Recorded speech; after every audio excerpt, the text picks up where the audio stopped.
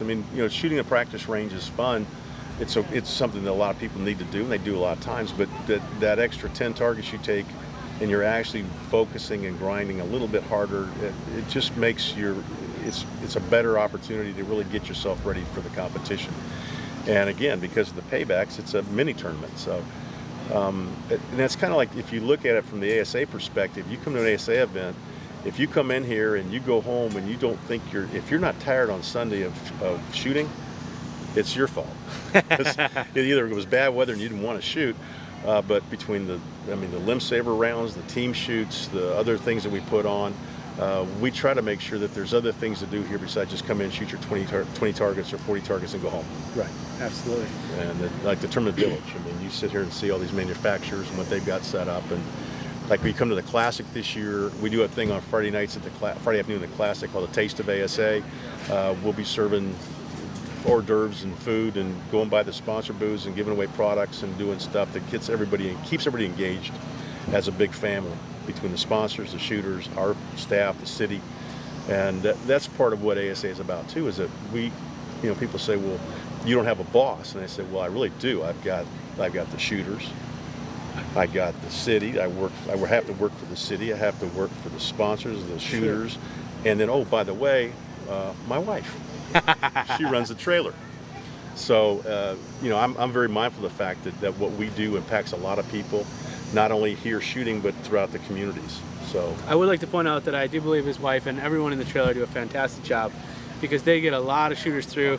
I routinely forget my card at home, and they're always able to get that to me very quickly so that I can figure out where I'm going and where I'm supposed to be. I know I'm not the only one who's done that, so I think that to be able to process as many people that sign up at the event, or people that want to do special times, which I know we've talked about this, or people who don't necessarily want to shoot the same 2 rounds in one day, have the options of doing Friday night shooting, or signing up early enough to get a Saturday-Sunday slot, depending on what classes you're in. There are a lot of options. I think it's great the way everyone's able to be accommodated that way. So yeah, we do have. Obviously, when you're setting up a range, and we have 12 ranges, 12 20 target ranges. That's 240 targets. If you have 5 people per stake, that's 1,200 people that can be shooting at the same time comfortably. Occasionally, we'll go to 6 to the stake on certain ranges if it's not going to be a major burden. We allow them to shoot both 12 rings in that case. We make adjustments for that. But then you get to that point. Now you've reached a point that the delivery of the product becomes not as good for us as we want it to be. So what we then did is said, okay, well, let's have some people shoot Saturday morning, and then Sunday afternoon. Well, no, they can't shoot Sunday afternoon because they're traveling in here. So let them shoot Saturday afternoon. And then they say, well, it's too hot, we can't shoot all in one day. Okay, then you come shoot your Saturday round on Friday afternoon. Okay, great. So yesterday I had 400 people shoot their first round of competitions on Friday, and they were done shooting their competition rounds by 11:30 today. Sure. They're happy, they're done, they're out here shooting a limb saver. I had one guy come to me and says, there's absolutely no way I can shoot 40 targets in one day. So he comes in, he shoots a team shoot, which was 10 targets. He shoots his first round of competition, which was 20 targets. He then comes in today, shoots his next 20 targets. He shoots the limb saver twice. So he couldn't shoot 40 in one day. He shot 50 in one day. So yeah, we have a lot of fun with that kind of stuff. It's one of those things where you start shooting, you just don't want to stop. I understand that completely. We don't want him to. And that's the fun of it. So everybody here loves shooting. So let's get away from the business end of this a little bit, and let's learn a little bit more about Mike himself. Now, I didn't ask Mike any of these questions ahead of time. First of all, for being a good sport, we want to get him on staff with Chop Shot Archery. Here's the official button. Sweet. So anyone who needs one of these buttons, let me know at any events. Sweet. I'm at all of the ASAs. Feel free to find me. Make sure I don't damage this new shirt my wife got me.